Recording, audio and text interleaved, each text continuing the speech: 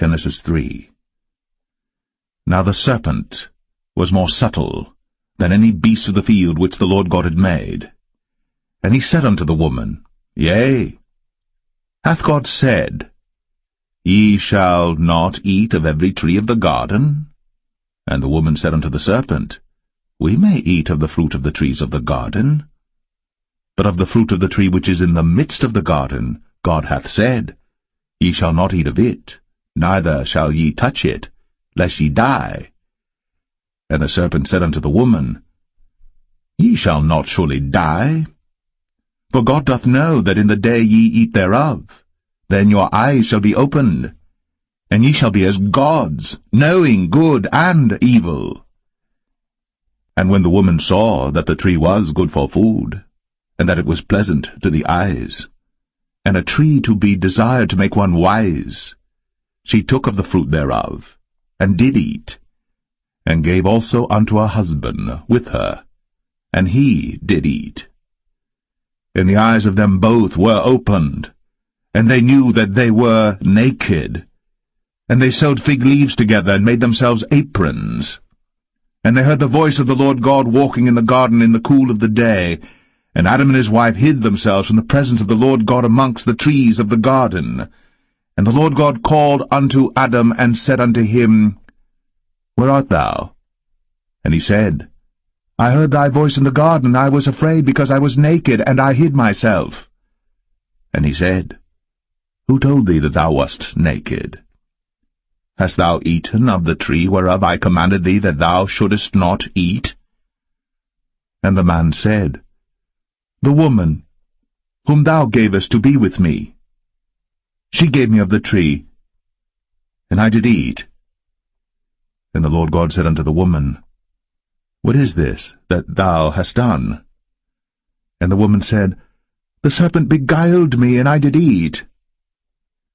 And the Lord God said unto the serpent, Because thou hast done this, thou art cursed above all cattle, and above every beast of the field. Upon thy belly shalt thou go, and dust shalt thou eat all the days of thy life. And I will put enmity between thee and the woman, and between thy seed and her seed. It shall bruise thy head, and thou shalt bruise his heel. Unto the woman he said, I will greatly multiply thy sorrow, and thy conception. In sorrow thou shalt bring forth children, and thy desire shall be to thy husband, and he shall rule over thee. And unto Adam he said, Because thou hast hearkened unto the voice of thy wife, and hast eaten of the tree of which I commanded thee, saying, Thou shalt not eat of it, cursed is the ground for thy sake.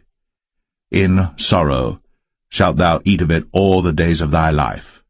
Thorns also, and thistles shall it bring forth to thee, and thou shalt eat the herb of the field. In the sweat of thy face shalt thou eat bread, till thou return unto the ground. For out of it wast thou taken, for dust thou art, and unto dust shalt thou return.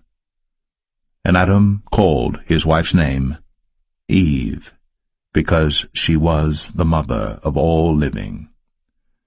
Unto Adam also and to his wife did the Lord God make coats of skins, and clothed them.